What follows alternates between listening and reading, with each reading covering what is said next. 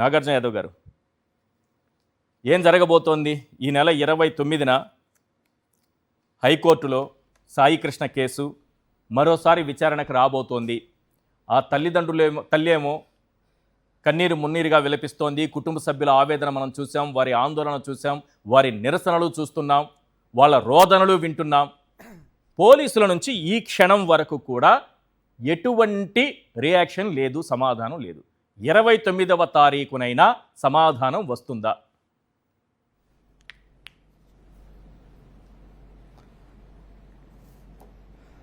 సాక్షి TV ప్రేక్షకులకు, అదేవిధంగా ప్యానెల్లో ఉండేటువంటి నా సహోదరి మల్లేశ్వరి గారికి, అదేవిధంగా రాబోయేటువంటి తిలక్ గారికి మీకు ముందుగా నా నమస్కారాలు తెలియజేస్తున్నాను. ఆంధ్రప్రదేశ్ రాష్ట్రంలో విపరీతమైనటువంటి రెడ్ బుక్ రాజ్యాంగంతో ఆంధ్రప్రదేశ్ రాష్ట్ర ప్రభుత్వం తీవ్రమైనటువంటి ప్రజల్ని ఇబ్బందులకు గురి చేస్తుంది, ప్రతిపక్షాలను ఇబ్బందులు చేస్తుంది. అలాంటి మీడియాలో ఉండేటువంటి అధికార ప్రతినిధుల్ని, జర్నలిస్టుల్ని వీటన్నిటికీ పాకింది. ఇప్పుడు సొంత పార్టీ నాయకుల పైన కూడా ఇటువంటి దాడులు చేయడం, దౌర్జన్యాలు చేయడం అనేది జరుగుతుంది. ఈరోజు చంద్రబాబు నాయుడు గారికి, అదేవిధంగా రాష్ట్ర ప్రజలకి ఒక విజ్ఞప్తి చేద్దాం అనుకుంటున్నాను. అది దాంట్లో చాలా రాజకీయాలకు అతీతంగానే ఈ విజ్ఞప్తి చేయదలుచుకున్నాను. ఒకటి, దాంట్లో ప్రధానమైన అంశం ఏంటంటే, చంద్రబాబు నాయుడు గారు, నారా లోకేష్ గారు, పవన్ కళ్యాణ్ గారు, మీ ముగ్గురు అహంకారానికి వెళ్ళకండి. గర్వం పనికిరాదు.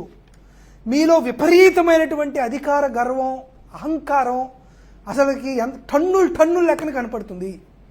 ఈ విజయవాడ పట్టణంలో ఉండేటువంటి ఏ జర్నలిస్ట్ అయినా, ఏ బార్ కౌన్సిల్ మెంబర్నైనా, ఏ పోలీసునైనా అడిగినా చెప్పేది ఏంటంటే, గాదా సాయికృష్ణ అనే అతను కస్టడీలో చనిపోయాడు, చంపబడ్డాడు.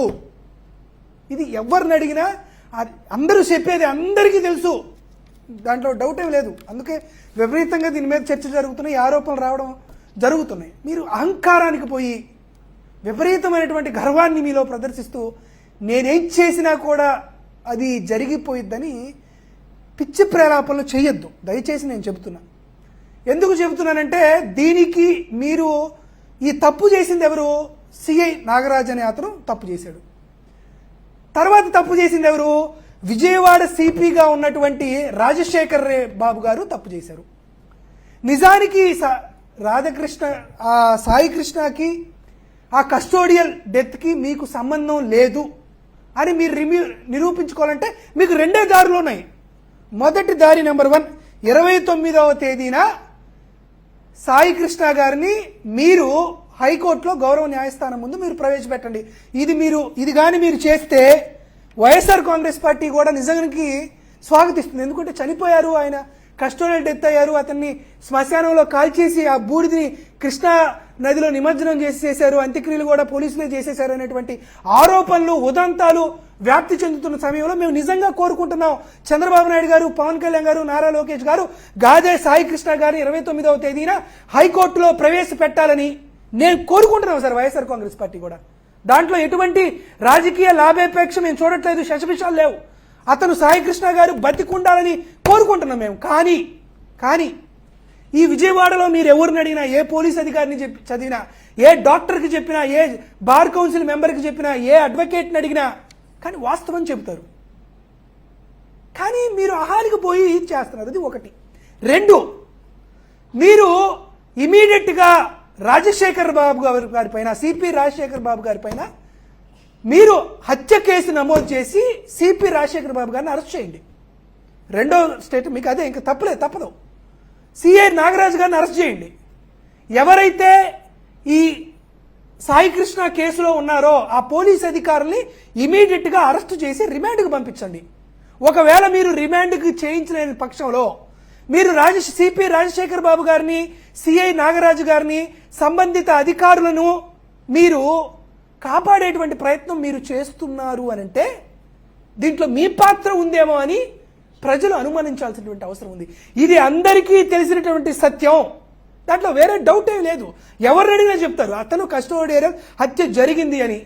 జనసేన పార్టీకి సంబంధించినటువంటి కొంతమంది నాయకులతో సాయికృష్ణ మా దగ్గర చనిపోయాడు, మేము అతని శవాన్ని మాయం చేశాం, మీరు ఆ కుటుంబ సభ్యులతో మాట్లాడి మేము ఇంతో కొంత డబ్బులు ఇస్తామని బేరానికి కూడా మాట్లాడి ఆ బేరం చేయాలనేటువంటి ప్రయత్నం కూడా జరిగిందనే విషయం విజయవాడలో ఉన్నటువంటి ప్రతి ఒక్కరికి తెలుసు. వాళ్ళ మేనమామే సిపి చెప్తున్నారు కదా, రాజశేఖర్ బాబు గారిని అరెస్ట్ చేయకుండా అతని పైన వాళ్ళ మేనమామ ఏం చెప్తున్నారంటే హత్య కేసు నమోదు చేయకుండా జనసేన రాజశేఖర్ బాబు నాయకుడే గారిని అరెస్ట్ చేయకుండా జనసేన నాయకుడే వచ్చి బ్రోకరిజం చేశారు, ఈ కేసుని విత్డ్రా చేసుకోండి, వదిలేసుకోండి, మీకు ప్యాకేజీ ఇప్పిస్తానని ఒక జనసేన నాయకుడు వచ్చి, నేను ఆ బయట ప్లే చేస్తాను, వాళ్ళ మేనమామ మాట్లాడింది పేరుతో సహా ఉంటుంది, వచ్చి ఒక జనసేన నాయకుడు వచ్చి ఈ కేసుని విత్డ్రా చేసుకోండి, మీకు ప్యాకేజీ ఇస్తామని అన్నారంటే ఇది జనసేన పార్టీ నుంచి వచ్చినటువంటి ఆదేశాల మేరకు జరిగింది అనుకోవాలా, లేకపోతే వ్యక్తిగతంగా ఆ వ్యక్తి వచ్చి మాత్రమే మాట్లాడాడు అనుకోవాలా? సార్ అదే సార్ నేనేం చెప్తున్నానంటే సార్, చంద్రబాబు నాయుడు గారు పవన్ కళ్యాణ్ గారు అహంకారానికి గర్వానికి పోకుండా సిపి రాజశేఖర్ బాబు గారిని అరెస్ట్ చేసి హత్యా కేసు పెట్టి అతన్ని రిమాండ్కు పంపిస్తే దీంట్లో చంద్రబాబు నాయుడు గారి పాత్ర, పవన్ కళ్యాణ్ గారి పాత్ర, లేకపోతే ఈ కూటమి ప్రభుత్వంలో పెద్దల పాత్ర లేదని అనుకోవచ్చు. కానీ వారిని రక్షిస్తున్నారే, అందుకే కదా మాకు అనుమానాలు వస్తున్నాయి. సార్ మీకు ఒక విషయం చెప్పాలి సార్, భారతదేశంలో ఇటువంటి కేసులు రెండే జరిగినాయి సార్.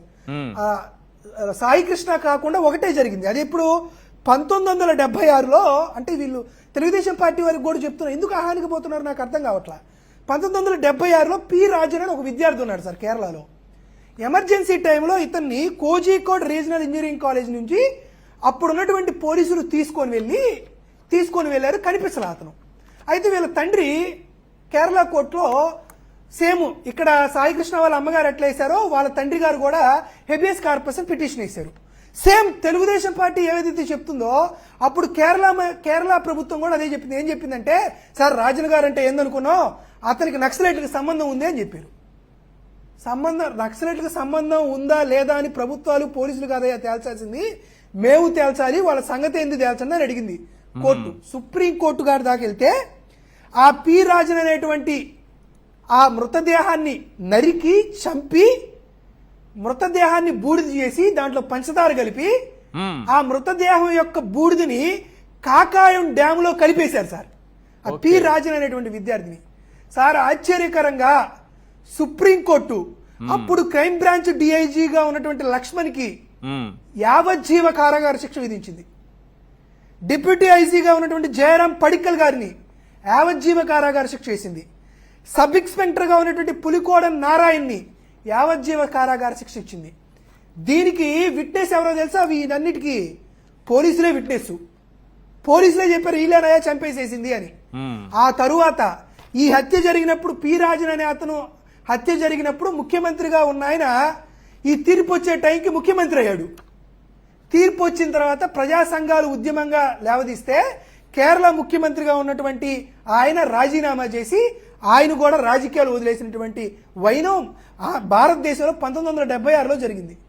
కాబట్టి మీరేం భయపడద్దు. ఒకవేళ 29వ తేదీన గాదా సాయి కృష్ణని పవన్ కళ్యాణ్ గారు చంద్రబాబు నాయుడు గారి ప్రభుత్వం తీసుకువచ్చి హైకోర్టులో వాళ్ళని ప్రొడ్యూస్ చేయనటువంటి పక్షంలో ఖచ్చితంగా వదంతులు ఏవైతే ఉన్నాయో, ఆరోపణలు ఏదైతే ఉన్నాయో అవే నిజమని ఆంధ్రప్రదేశ్ రాష్ట్రంలో అందరూ నమ్మాల్సి వచ్చింది.